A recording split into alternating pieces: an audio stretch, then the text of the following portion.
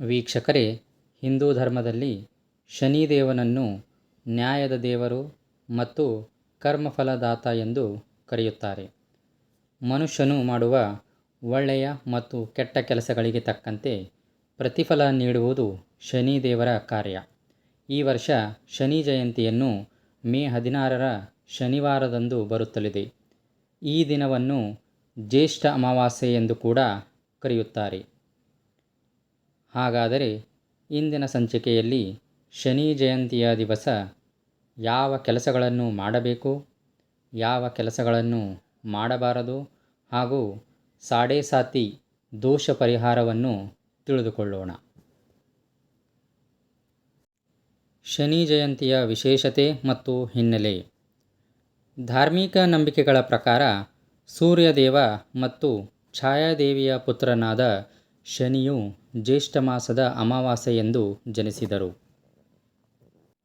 ಈ ದಿನದಂದು ಭಕ್ತರು ಶನಿ ದೇವಾಲಯಗಳಿಗೆ ಭೇಟಿ ನೀಡಿ ತೈಲಾಭಿಷೇಕ ಮಾಡುವುದು, ಕಪ್ಪು ಎಳ್ಳನ್ನು ಅರ್ಪಿಸುವುದು ಮತ್ತು ಶನಿ ಮಂತ್ರಗಳನ್ನು ಪಠಿಸಿ ಶನಿದೇವರ ಆರಾಧನೆ ಮಾಡುವುದು ವಾಡಿಕೆ. ಶನಿ ಜಯಂತಿಯಂದು ಶ್ರದ್ಧಾಭಕ್ತಿಯಿಂದ ಪೂಜೆ ಮಾಡುವುದರಿಂದ ಶನಿಯ ಸಾಡೆಸಾತಿ ಮತ್ತು ಜಾತಕದಲ್ಲಿರುವ ಶನಿ ದೋಷದ ಅಶುಭ ಪರಿಣಾಮಗಳನ್ನು ಕಡಿಮೆ ಮಾಡಬಹುದು ಎಂಬ ದೃಢನಂಬಿಕೆ ಇದೆ. ಶನಿ ಜಯಂತಿಯಂದು ಮಾಡಬಾರದ ತಪ್ಪುಗಳು.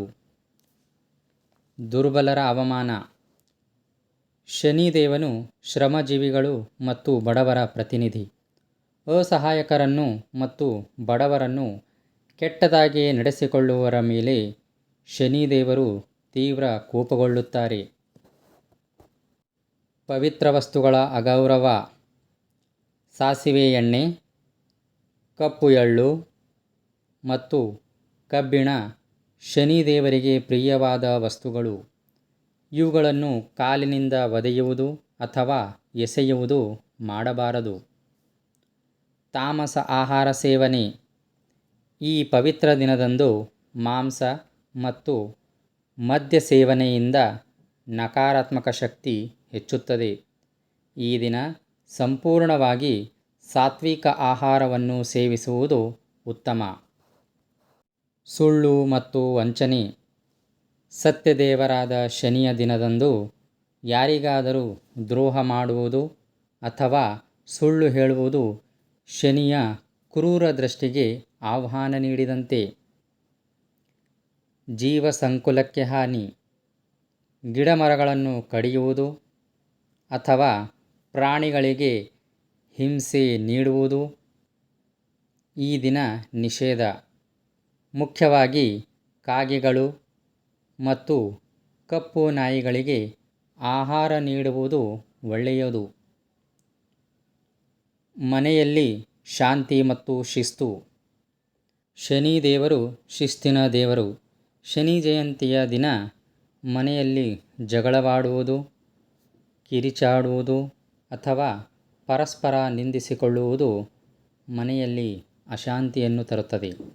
ಶಾಂತಿ ಮತ್ತು ಭಕ್ತಿಪೂರ್ವಕ ವಾತಾವರಣವು ಶನಿದೇವರ ಅನುಗ್ರಹಕ್ಕೆ ಹಾದಿ ಮಾಡಿಕೊಡುತ್ತದೆ. ದೋಷ ಪರಿಹಾರಕ್ಕಾಗಿ ಮಾಡಬೇಕಾದ ಕ್ರಮಗಳು. ಸೂರ್ಯಾಸ್ತದ ನಂತರ ಅರಳಿ ಮರದ ಕೆಳಗೆ ಸಾಸಿವೆ ಎಣ್ಣೆಯ ದೀಪವನ್ನು ಬೆಳಗಿಸಿ ದೀಪಾರಾಧನೆ ಮಾಡುವುದು. ಓಂ ಶಂ ಶನೇಶ್ವರಾಯ ನಮಃ ಎಂಬ ಮಂತ್ರವನ್ನು 108 ಬಾರಿ ಪಠಿಸಬೇಕು. ಈ ದಿನ ಕಪ್ಪು ಎಳ್ಳು, ಉದ್ದಿನಬೇಳೆ, ಛತ್ರಿ ಅಥವಾ ಎಣ್ಣೆಯನ್ನು ಅಗತ್ಯವಿರುವವರಿಗೆ ದಾನ ಮಾಡಿ. ಶನಿ ದೋಷದ ತೀವ್ರತೆ ಕಡಿಮೆ ಮಾಡಲು ಹನುಮಾನ್ ಚಾಲೀಸಾವನ್ನು ಪಠಿಸುವುದು ಅತ್ಯಂತ ಪರಿಣಾಮಕಾರಿ. ಹಸಿದವರಿಗೆ ಮತ್ತು ಪ್ರಾಣಿಗಳಿಗೆ ಆಹಾರವನ್ನು ನೀಡಿ ಈ ದಿನದ ಪುಣ್ಯ ಫಲಗಳನ್ನು ಪಡೆಯಬಹುದು.